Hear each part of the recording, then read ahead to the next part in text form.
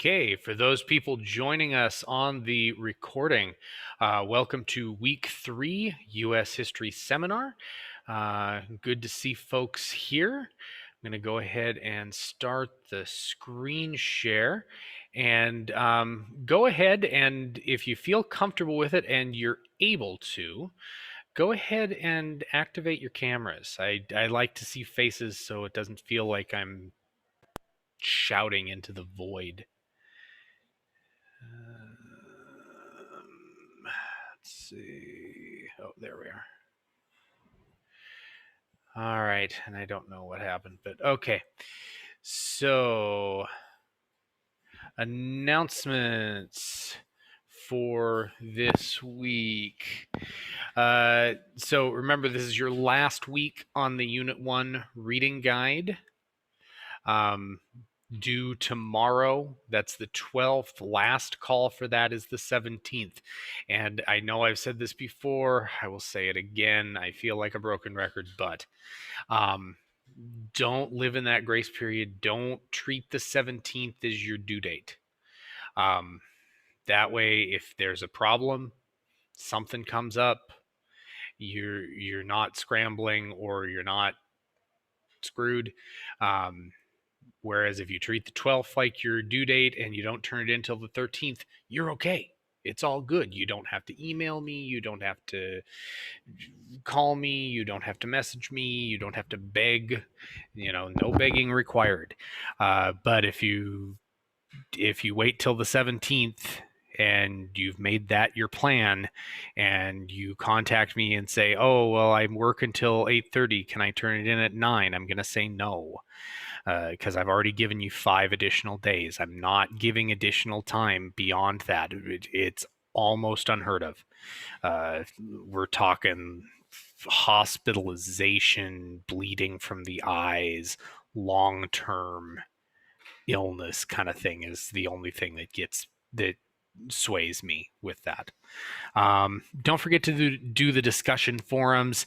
This was more an issue with the Montana classes this last week, but even in the US classes, a lot of folks just didn't do them, and that's just 0 on your grade, just weighing it down.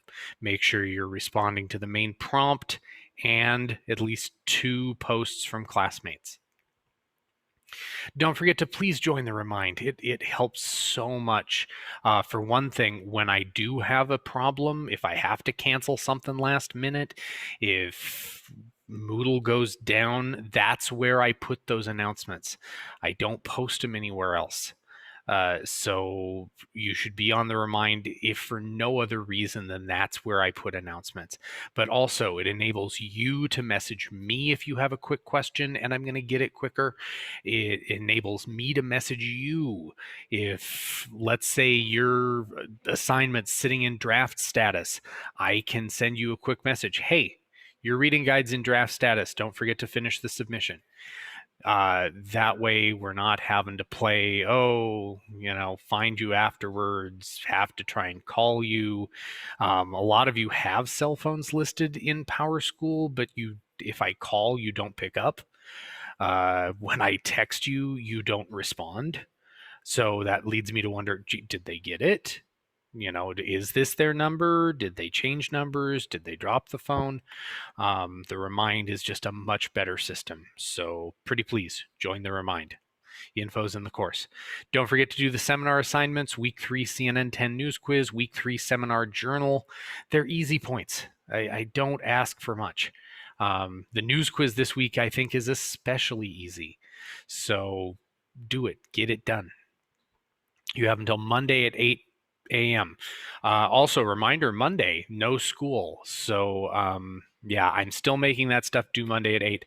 And your test will still go live on Monday, but obviously I won't be taking attendance that day.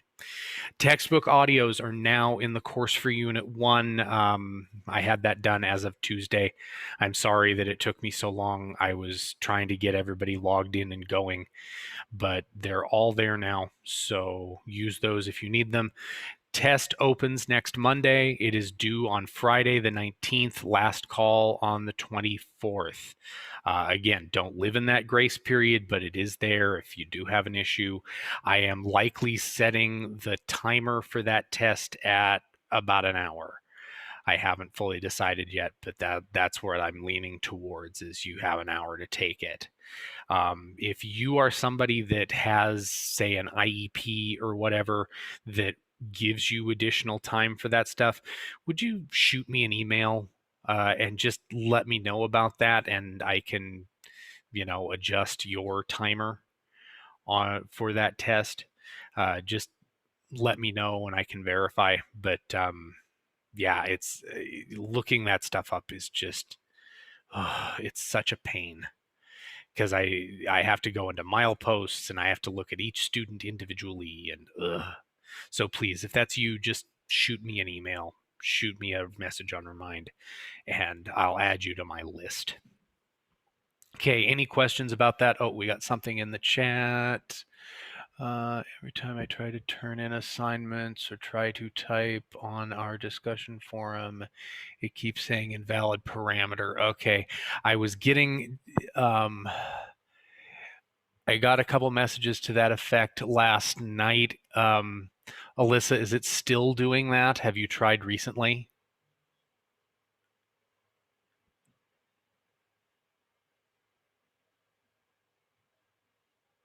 Yes, I'm trying right now. Okay. Alyssa, I'm going to have you, because there is nothing I can do about it, I'm going to have you call the computer help desk when we're done here today. I will put that number in the chat for everybody. 268 7393. I will also send them an email when we're done. I apologize. I was busy doing 19 other things this morning and I didn't think to give them a shout. But I will contact them as well. But that I think they have to be using Chrome. Oh yeah, make sure you're Chrome or Firefox are the browsers that seem to work. Tells me the same thing when I'm not under Chrome. Okay, yeah, so you could give that a try as well. If that doesn't work, definitely give the help desk a call, but I will let them know that there are a number of people, because I got a couple emails to that effect last night. So I will let them know that there might be a bug or something, and I'll do that once we're done here. Okay. Yes, that's what I use. Okay, I will send them an email, but you can go ahead and call them as well and see if there's something else maybe going on. All right. So our topic today is the bonus army. This was a protest that happened in 1932. So for our in-class purposes, we're sort of skipping over the start of the Great Depression. It's not that it's not important; it's that we get one topic a week. So, and I think this is a little more interesting and something that is not frequently talked about. This is in your book, but I think they devote all of 2 paragraphs to it. And this is actually a much more interesting and much more important thing than some of the other things that they devote a lot more time to. But just in a nutshell, remember that in 1929, there is a stock market crash, and then about a year later, the official start of the Great Depression. The thing you want to remember is that the stock market crash did not cause the Great Depression. The stock market crash did not cause the Great Depression. The stock market crash did not cause the Great Depression. It was a symptom. If you were a farmer, if you were a laborer, if you were somebody other than, the Rockefeller family, you were already experiencing tough times by the time we get to October of 1929. This was just the wake-up call to primarily the wealthy people in America that, oh crap, there's a problem.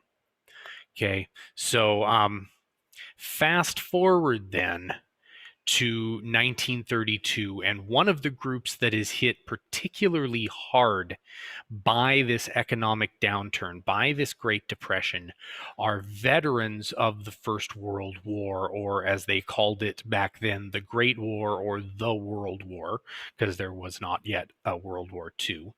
A lot of veterans ended up out of work. These were people that had seen horrible things in combat. They came back with physical injuries. They came back with emotional scarring, what we would think of today as PTSD, what was called in the First World War shell shock. And so it was not something that was routinely dealt with. Mental health care was really in its infancy during this time period. And so these veterans had tremendous trouble holding on to jobs. Not all of these guys were well off. A lot of them were poorer. I know how it feels to have PTSD because I developed it at the age of 11. Okay, ouch. Yeah, so these guys were oftentimes the last ones hired, the first ones fired in their positions. And also during the war, those that didn't have to go and fight were economically a lot better off than those who did. If you ended up going overseas to fight, your pay was, to use a technical economist term, diddly squat. And those that worked in factory type jobs, and even those who worked in agriculture during the war, were making a lot better money. And you know it's bad if the farmers are making more money than you, because farmers are typically the lowest paid workers in the country, which is sad and awful and horrible. And please don't think that I think that should be that way. So by the time we get to 1932, these veterans are in a tough spot. A few years after the war, during the kind of boom times of the 20s, the government passed a law that provided for a bonus to be paid to veterans based upon their length of service. And this bonus was intended to, it was $1 a day for every day you were actually in the service, and $1.50 a day for every day you saw combat. But here was the kicker, was that you didn't get that bonus. The government didn't have to pay that bonus until 1945. We're now in 1932, and these veterans are, in many cases, starving. They have families to support. Those families are starving. And so this idea begins to bubble up that, gee, it'd be great to have this bonus early. It'd be great if the government would pay us now, as opposed to 1945. A lot of these guys saw that 1945 date and they said, crap, I'll be dead by then. And that was the only way you got the bonus early, was if you died. They had been issued certificates, and those certificates were kind of like bonds or IOUs. They couldn't be redeemed until 1945 unless you died. And if you died, then your family would get that money, but you would never see any of it. So what started actually in Oregon became a nationwide movement that eventually included 43,000 people, 17,000 of them veterans, and the rest were family of veterans. I mean, these people weren't just by themselves. For a lot of them, their families were, they were reliant upon these guys. So, hey, I'm going to Washington. Okay, we're coming too. And so their families came along, um, and families, kids, um, and various hangers on. And they began marching to Washington, D.C. in the spring of 1932. And so most of this is I'm showing you pictures of these marchers they're making their way again. The movement starts in Oregon, but soon spreads. There were veterans there, I believe, from all at this point 47 states, 48 states. We didn't have all 50 states yet, but I'm struggling to remember if Arizona was in the Union yet. So these guys were coming from all over the country. They were marching, they were hitching rides in vehicles, they were sometimes catching trains. I mean, hobo style. They were getting on trains. In some places, they were welcomed. I mean, this was they literally, as they would walk through town, they had banners, and people would come out and wave, and they'd have parades. Some towns would give them food, feed them and say, "Hey, thank you for your service." Other other jurisdictions, it was like, "Okay, get through here as fast as you can. We don't want you here." By this point, everybody was suffering, and so a lot of these places are like, "Hey, we can't take care of our own people, let alone a big group of former veterans." Or of veterans, not former veterans, of veterans, former soldiers, that we now need to try and feed even temporarily. So I mean, some of these jurisdictions, they were like, okay, get in these cars, pile in. Okay, we're going to drive you to the other end of town, and you can go on your way. Some states did that. They were like, okay, you're at the border of Oklahoma here. Jump on this train. We'll get you through Oklahoma quickly, and then you're the next state's problem. We don't want to mess with you. We don't want to deal with you.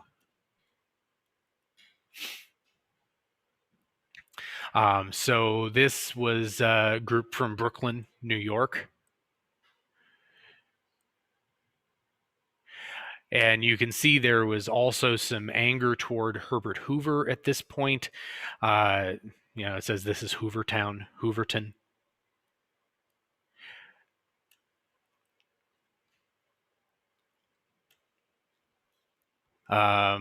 These guys were from Pennsylvania.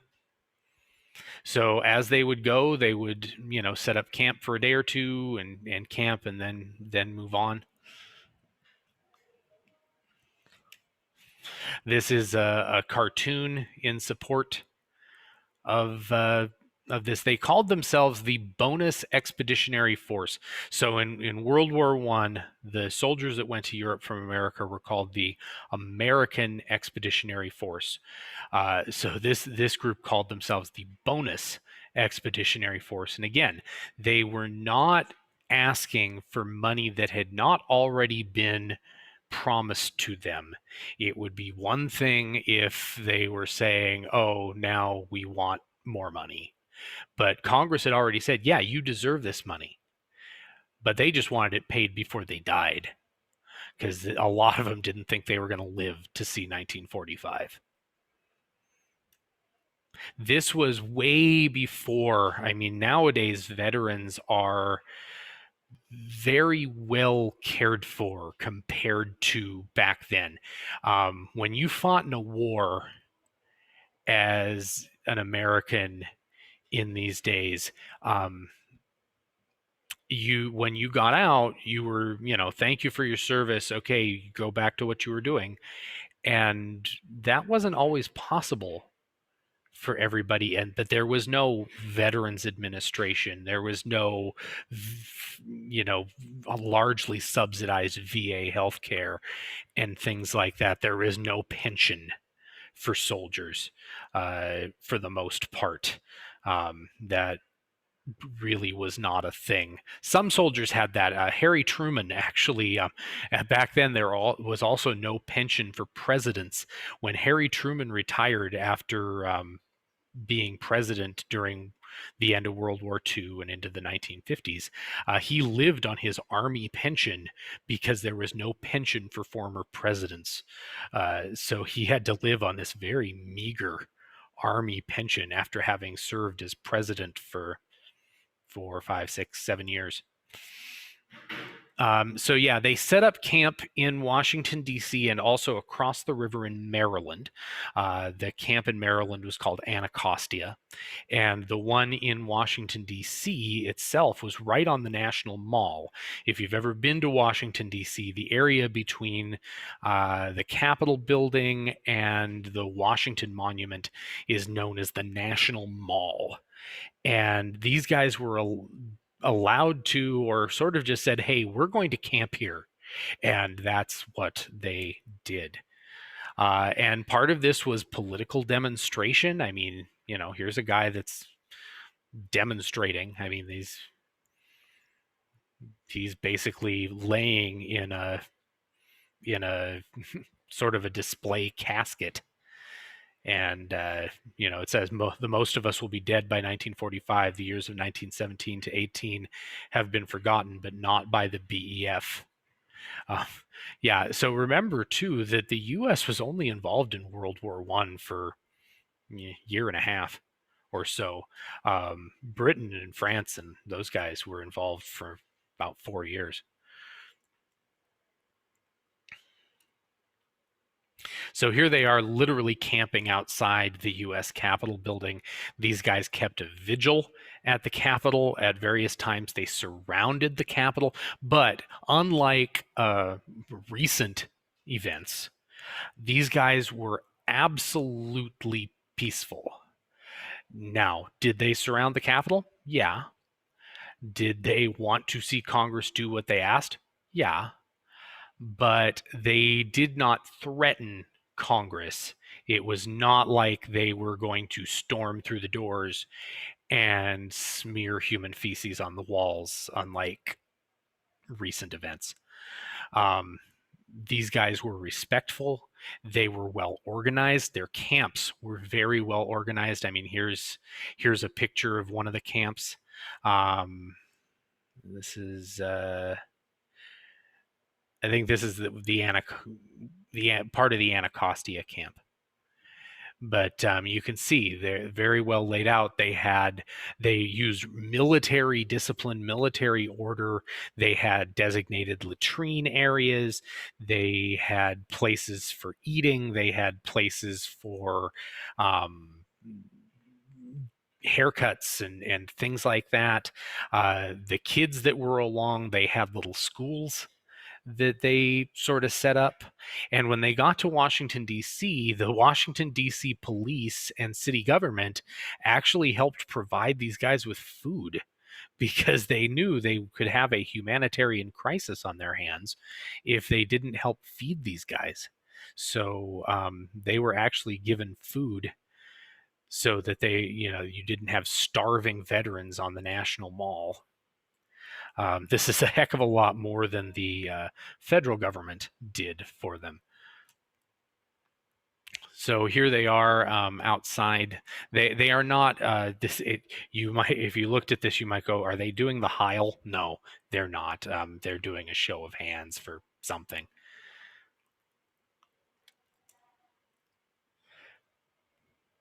And just another shot of one of the camps.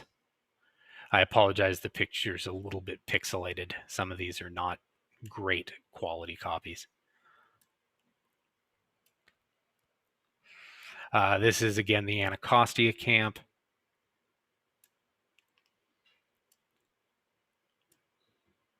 They would go down and bathe in the river, in the Potomac River. That'd be A, cold, and B, dirty. Whew. But yeah, there they are, literally bathing in the river.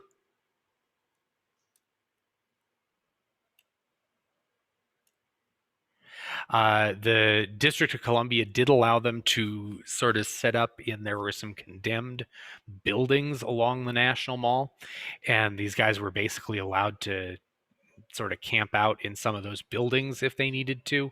Um, Not super safe, but better than sleeping outdoors, kind of.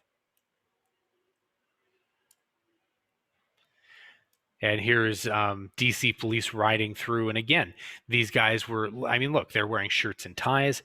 They're well dressed. They're well kept up. They were respectful. They were orderly. This was not a mob of people, unlike recent events.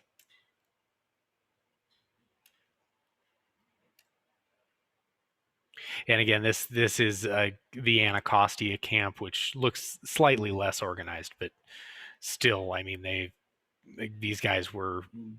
This was not some sort of hootenanny. There was no malarkey going on. Okay, so come June, Congress rejects.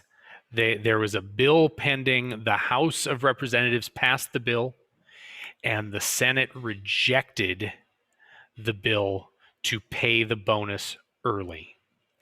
And even had both houses of Congress agreed to this, the president had said he was not going to sign such a bill.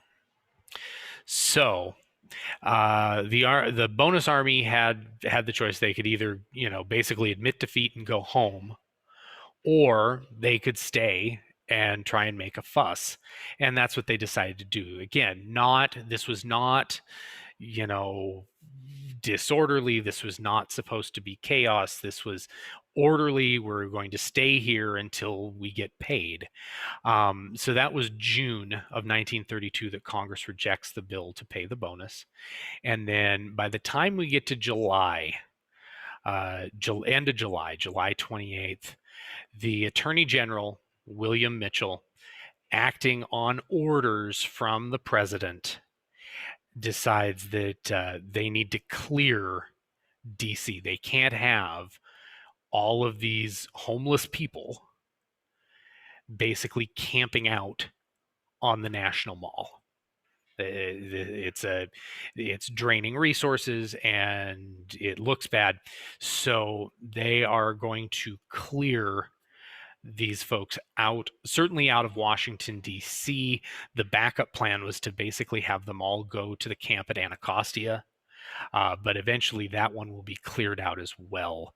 So the president orders, so first of all, the attorney general calls out the DC police, and they are going to clash.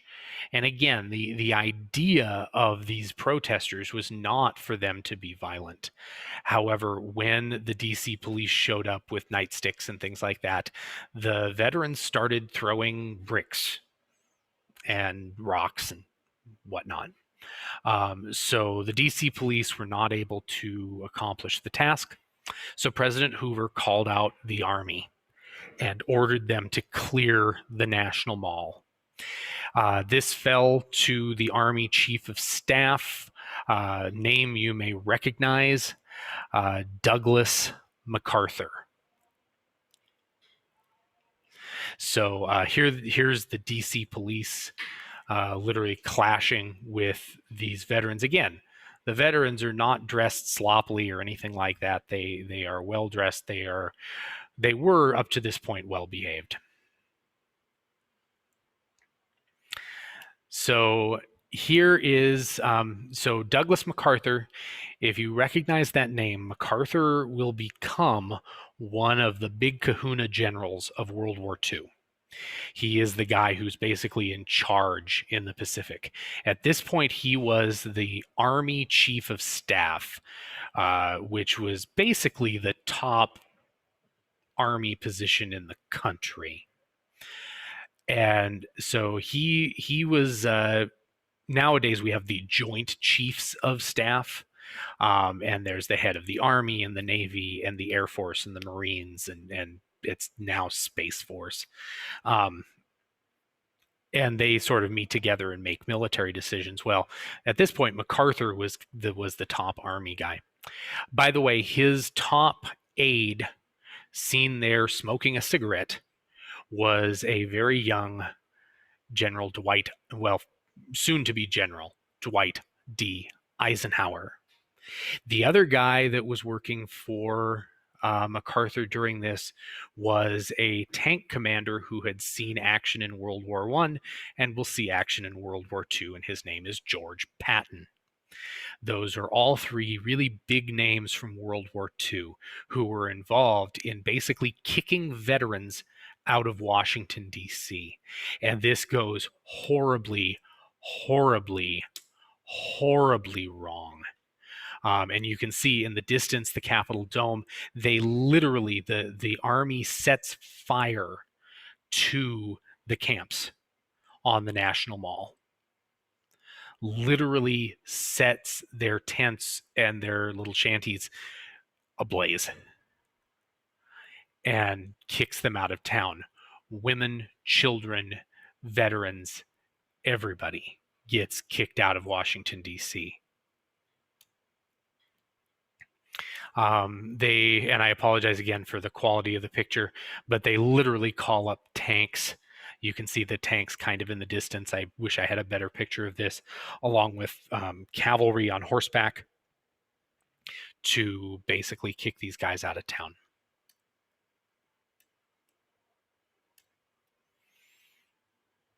So here they are giving up, soldiers with bayonets, basically forcing these guys out of town. And here is the aftermath of one of the camps. And so they were supposed to kick them out of DC proper. And they were not, the Army was not supposed to pursue them into Maryland. In fact, President Hoover ordered the Army not to. MacArthur got that order on a piece of paper handed to him by his aide, Dwight Eisenhower. MacArthur took it, looked at it, crumpled it up, threw it on the ground, and said, "I don't have time for little pieces of paper during a military operation." And the Army then pursued them across the river and burned the camp at Anacostia as well. Watching all of this go down, by the way, because this was a national news story. Now, this was before television and all of that, but this was a big story on radio and in the newspapers. Watching all of this go down was Hoover's opponent in the fall election, a gentleman by the name of Franklin Delano Roosevelt. Roosevelt is said to have remarked to a friend who was with him, "Well, this will elect me." Because at this point, Hoover had completely lost control and had basically attacked a group of veterans, and that's really not okay. And sure enough, in the election of 1932, Hoover lost huge, absolutely went down in flames, and Roosevelt was elected president. This was, I had a video clip, and after last week, I've decided I had my video content blocked on YouTube because of the Minnie the Moocher song, because it was from the movie The Blues Brothers. So what I'm going to do is I'm going to find that clip and I'll post it separately so that you can still see it, because it's worth watching. But if it means having the video content blocked, I don't want to take that chance again.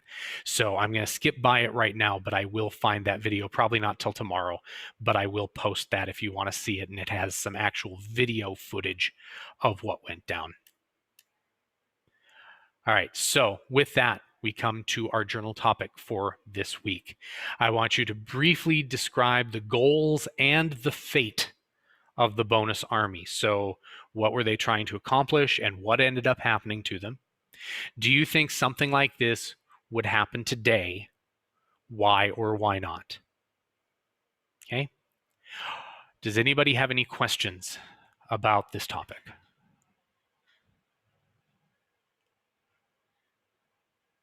And I'm looking in the chat, and I'm not seeing anything in the chat. So if there are no questions, I am going to go ahead and let you be free. If you have something you need to discuss with me, hang out and we'll discuss it. Thank you. Thank you. See ya. Have a good one.